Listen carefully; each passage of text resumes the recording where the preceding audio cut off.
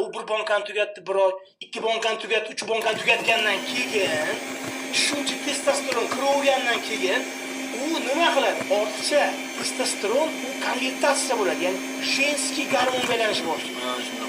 Estrogen. Bizda estrogen bor. Menda, sizda juda kam miqdorda.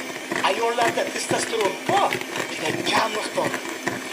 U konvertatsiya bo'lgandan keyin, ma'muncha to'lgandan keyin organizm dalbayob bo'ldi deydi. Bu bilmaydi-ku bu dalbayobligini. Ichyapti. Keyin birinchi signal badanga toshmani toshadimi?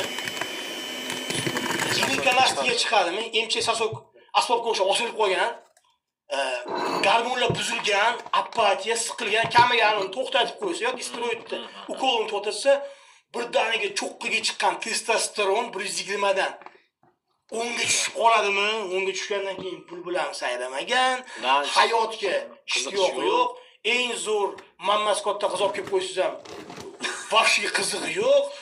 Uni bir amallab boshqurib turg'isiz u ham zo'rg'a turibdi. Keyin oxiri nima qiladi? Siz oldingizga keladi. Siz oldingizga kelmasligi uchun bilim bo'lishi. Men siz oldingizga bormaganman-ku. Urug'am nolga tushib ketgan. Testikula, ya'ni gipertrofiya. Bor o'sish, atrofiya yeychi, ya'ni u steroid ichayotgani, ichmayotgani shuni tuxumidan ushlab ham bilsangiz bo'ladi. Shuni ushlaysiz, normal tuxum razmeri 16-20 gram. Ana, 12 umuman kichkina bo'lib qoladi. Haligi bedaman tuxum bo'lib qoladi. Tushunyapsizmi? Sababi nima uchun? Chunki haligi steroid kirib kelganda va bu gipotalamus kalla komanda bergan, "Voy, tuxumdonlar, dam olingiz. Xo'jayin suvingizni tiqyaptilar." U keyin bu siz organizmingizga umuman ishlamaydi. Prosta hozir yuribdi, pastda bor. Lekin uncha unaqa qizig'i yo'q ularga. Hayot bormi, yo'q mana shunaqa. Boyga gap shundan kelib chiqadi. O'zi kachoklarga kichkina bo'ladi degan gap. Eshitayapsiz? Asbob emas, tuxum haqida gapiryapman. Yo'q, o'zi уже asbob ham kichkina bo'ladi degan gap o'zidan o'zi chiqmagan. Shu gapni o'zi kelib chiqishi ma'nosi tegi shunda, shuda o'zi. Shuda o'zi. Endi shunaqa narsa borki, bu narsa bor. Men sportsmen bo'lib turib buni tan olib aytaman.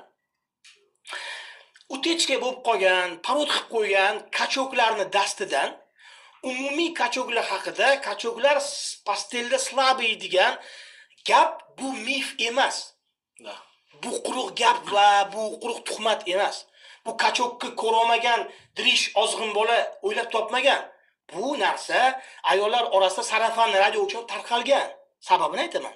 Sababi haligi bilimsiz, siz oldingizga oxiri ishlamay qoldi deb keladigan bilimsiz. Hozir podkast kelgandan keyin sizga bitta misol aytib beraman. Bilimsiz kelgan-ku, keladi-ku.